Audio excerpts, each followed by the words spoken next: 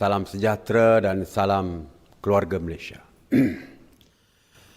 Alhamdulillah, marilah kita memanjatkan rasa syukur kehadrat Allah Subhanahu Wa Taala, pemilik segala kurnia. Kerana dengan rahmat dan keizinannya, saya dapat menyampaikan perutusan khas pada petang yang penuh barakah ini.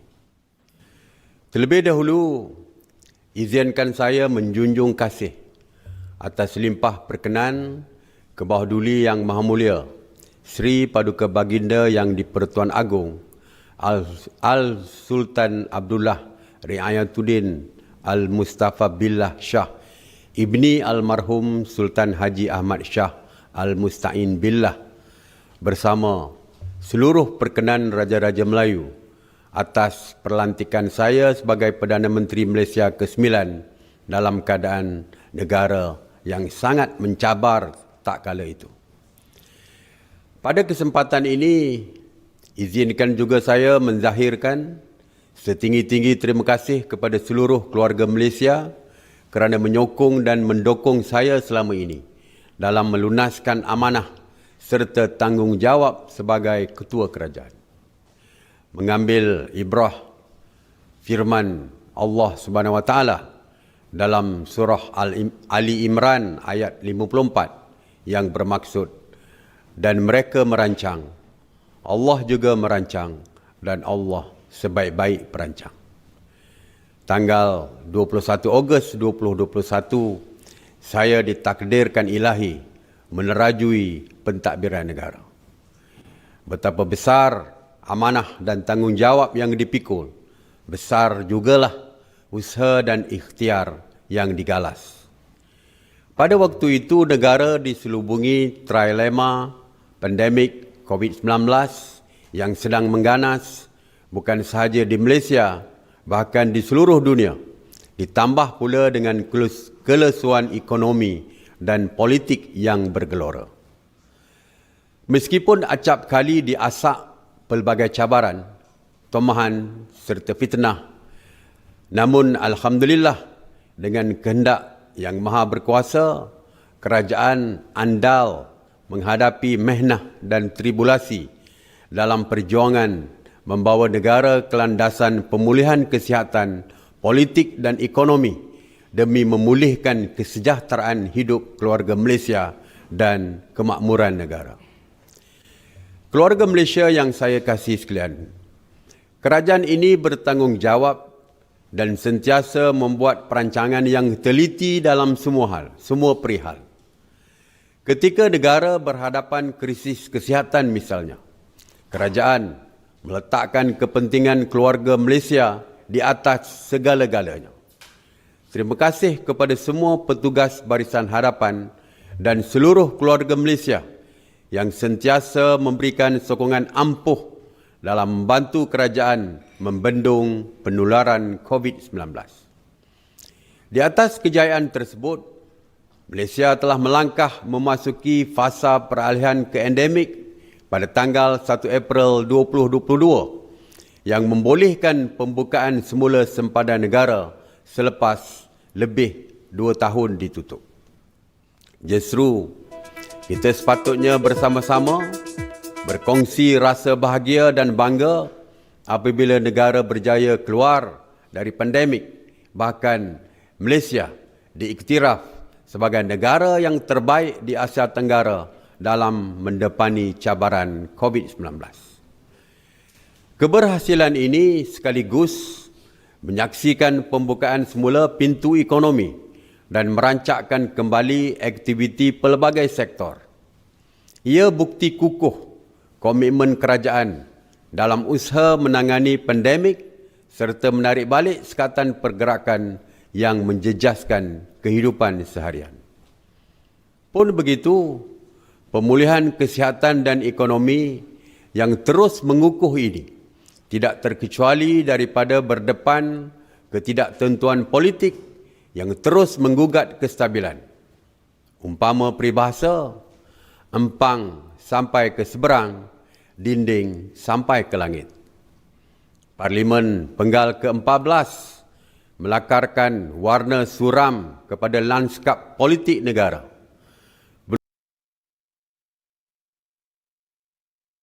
Belum pernah terpeteri dalam sejarah berlakunya pertukaran 3 Perdana Menteri dan kerajaan memerintah bersilih ganti dalam penggal yang sama.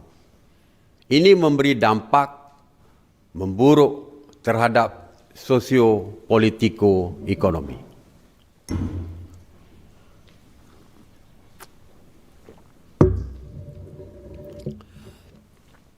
Begitupun percakaran tanpa henti antara pemain politik dapat dikekang daripada berterusan dengan membawa mereka ke meja rundingan. Bagi meredakan keadaan, kami mencari kebersamaan, bukan perbezaan.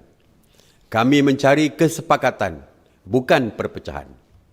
Natijah semangat keluarga Malaysia berteraskan keterangkuman, kebersamaan dan kesyukuran diterjemah melalui Memorandum Persefahaman, MOU, transformasi dan kestabilan politik antara kerajaan dan pembangkang.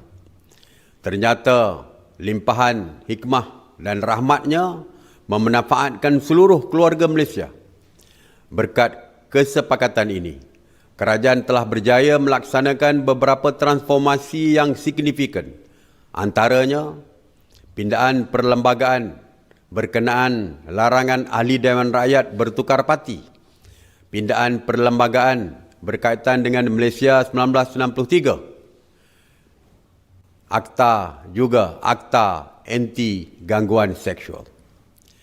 Keluarga Malaysia yang saya kasih sekalian, pandemik COVID-19 yang melanda negara pada awal 2020 mengakibatkan keluaran dalam negara kasar menguncup 5.5%, iaitu penguncupan paling besar sejak krisis kewangan Asia 1997 hingga 1998.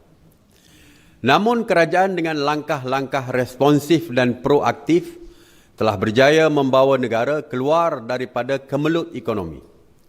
Terbaru, Bank Dunia menyemak semula unjuran KDNK negara bagi tahun 2022 kepada 6.4% berbanding 5.5% yang diunjurkan pada Mac lalu.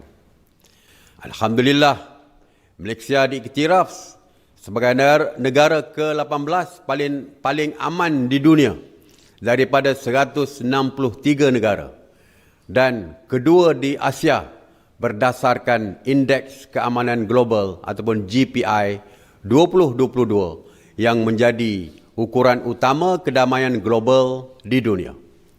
Ini merupakan pencapaian terbaik Malaysia sejak GPI diperkenalkan pada tahun 2008. Dalam tempoh hanya setahun, kerajaan keluarga Malaysia berjaya kembalikan pasaran buruh ke tahap guna tenaga penuh. Kadar pengangguran telah menurun untuk 12 bulan berturut-turut, iaitu 3.7% pada Julai 2022 berbanding 4.8% pada Julai 2021. Pelaburan langsung asing ataupun FDI juga meningkat dengan ketara. Dalam tempoh 6 bulan pertama tahun ini sahaja, kita mendapat 47.4 bilion ringgit berbanding sepanjang tahun lepas, kita hanya memperolehi 48.1 bilion ringgit.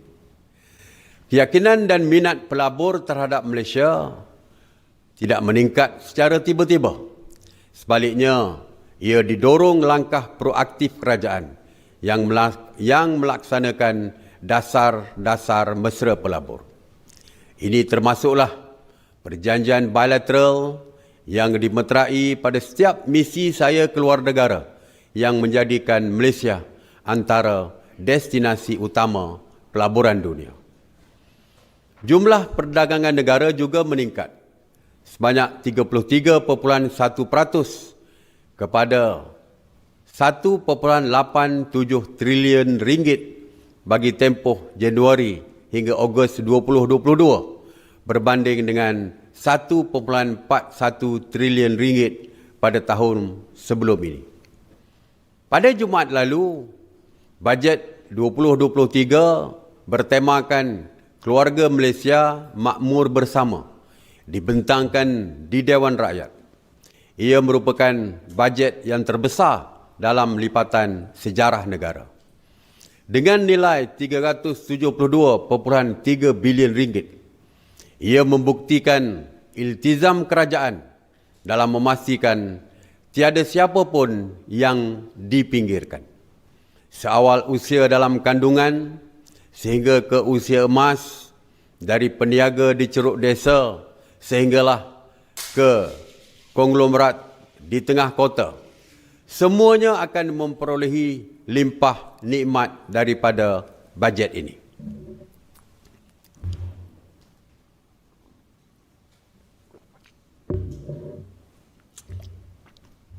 Keluarga Malaysia yang saya kasihi sekalian, dengan ini saya ingin memaklumkan bahawa pada tengah hari semalam saya telah menghadap ke bawah duli Yang Maha Mulia Sri Paduka Baginda Yang di-Pertuan Agong Al-Sultan Abdullah Riayatuddin Al-Mustafa Billah Shah dan menyembah warkah permintaan kepada Baginda mengenai pembubaran Parlimen ke-14.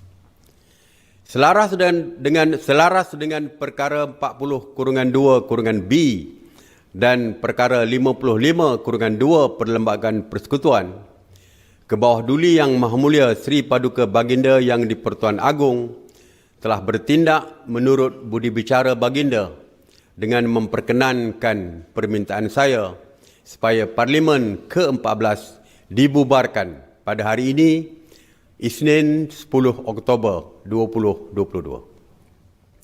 Saya mengesyorkan ketua-ketua kerajaan negeri, kecuali Kerajaan Negeri Sabah, Sarawak, Melaka dan Johor, supaya mengambil tindakan sewajarnya bagi membubarkan Dewan Undangan Negeri masing-masing pada tarikh yang sama dengan pilihan raya umum di peringkat Parlimen, meskipun beberapa buah negeri telah memutuskan untuk tidak membubarkan DUN masing-masing.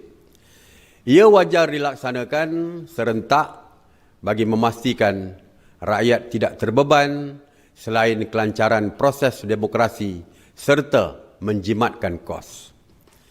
Sementara itu, penetapan tarikh-tarikh hari penamaan calon dan hari mengundi serta urusan-urusan lain yang berkaitan adalah tertakluk kepada keputusan Suruhanjaya Pilihan Raya ataupun SPR. Diundang ditampi beras, dipilih antah satu-satu. Dengan pengumuman ini, mandat akan dipulangkan kepada rakyat.